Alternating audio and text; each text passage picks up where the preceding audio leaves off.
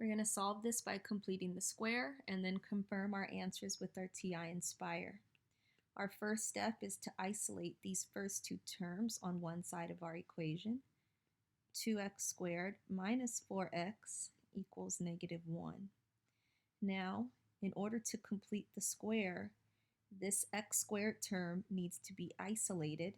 So in order to get x squared by itself, I'll divide everything by 2, its coefficient.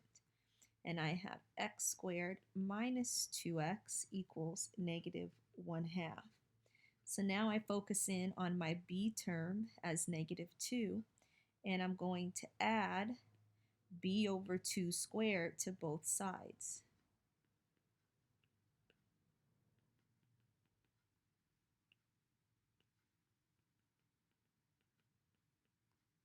So this left side becomes x squared minus 2x plus 1 equals negative 1/2 plus 1.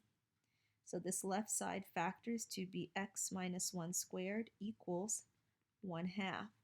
Now I can extract square roots. X minus 1 equals plus or minus 1 over root 2.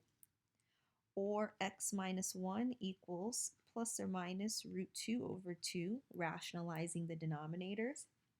So now to isolate x, I'll add 1. X equals 1 plus or minus square root 2 over 2. So now remember, those two answers are 1 plus square root 2 over 2 and 1 minus square root 2 over 2. So to check my answers with my TI Inspire, let me paste this here. First thing I do is figure out what those two answers are as decimals. 1 minus square root 2 over 2 is 0.29289. 1 plus square root 2 over 2 is 1.707.